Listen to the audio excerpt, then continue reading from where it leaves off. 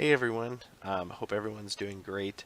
Just want to quickly go through just a little bit of the information on grades for you and clear up maybe any confusion that you might have. So right here I've got the D2L homepage. I assume you've already made it to, not the D2L homepage, the D2L grades page. I assume that you've already seen our homepage if you're viewing this video, and the grade section within that homepage, which is this here, and that just kind of goes over your overall grades and what the percentage that each type of assignment is worth. So your participation, your case discussions, and skill development, and of course the final assignment for your course.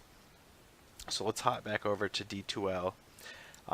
I'm viewing this as a student, so this is what you should be seeing. And all I've done is clicked on the grade section.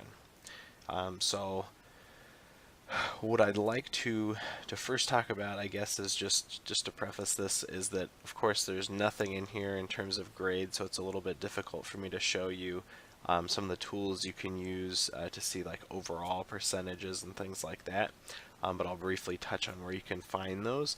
And of course you can email me to set up a meeting or give me a call. We do have to discuss that over the phone. I'm not allowed to send you grades by email. However, if you use this handy print function here up in the top right, you can always print your grades, and if you send me a question, I could potentially answer it by email there. But if we need to set up a phone call, we can do so quickly and make it work around your schedule. Okay? So what I'd like to do is just briefly discuss the different categories. So we have participation, we have case discussions, skill development assignments, and then of course our final assignment. So within all of these, you'll see at the top that there's a total weight. And all that is just a percentage of your grade. So for participation, it's worth 25% of your grade. And I try to include some extra details here, so this will just link you to the course page and the grades section, and it gives you a little bit of information about the grading, if there is information that's applicable to that section. So just as an example, you can see for our first discussion, you can earn either 0, 1, or 2 points, and that's worth 0.7 of that 25% of your grade. So there are quite a few things that really make up participation, and so you'll be able to see exactly how much you're earning, as well as the percentage of that 25% in the right hand side. And something that's not just readily available here, since we're not in the semester and I'm not really a student, is the overall feedback that I'll be providing on the side here.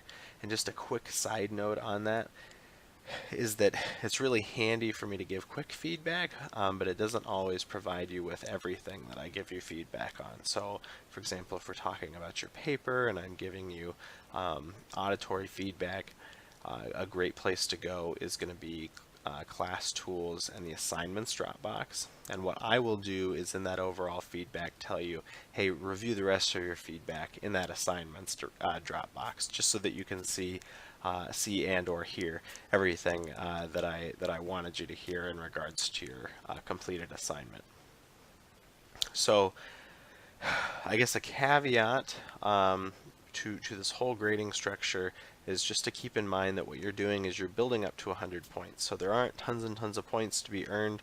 It is pretty clean in terms of what percentage makes up that each component of that 100% that is your grade. And so because we do that, and I'll tell you why we do that in a minute, but because we do that, it can be a little bit scary until about mid-semester when you look at your overall grade and it says, hey, right now you have a C. That's not a bad thing.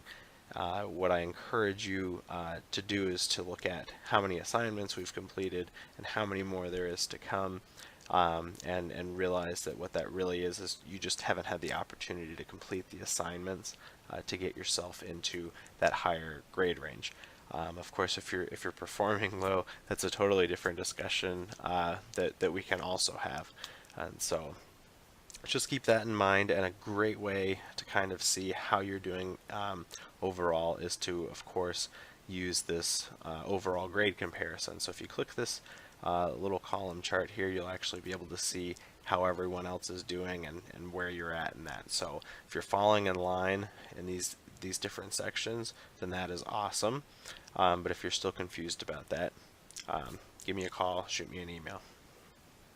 So now we will, well, actually, first I didn't tell you why we do it this way. The reason why we use a grading structure like this is that if something does come up, especially since we're operating in a 7.5 week structure, and something needs to be pulled out, an assignment per se, it makes it really easy just to pull that out, and the weight readjusts. So technology makes that easy on us, and it also makes calculating your grades easy for you to see that as well. So again, that's kind of just the reason for me doing this kind of video for you.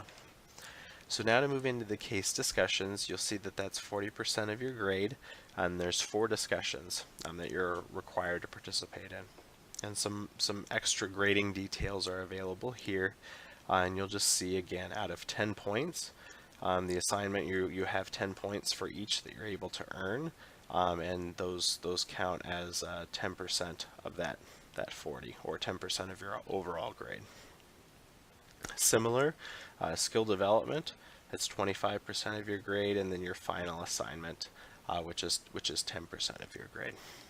So with that, if you do have any questions, please feel free to let me know, as well as if you're ever kind of curious about some additional grading things and how that works in D2L, you can always put into Google student grades D2L, and that'll give you a little bit more information kind of on how this works. But again, I will definitely answer any questions you have, and I just urge you to not worry too much when it comes mid-semester and where you're sitting, just because oftentimes it takes until about that, I would say, less than 8 mark for you to be in the range of a C if you're doing well in the class, and then even up until that final assignment to have achieved an A.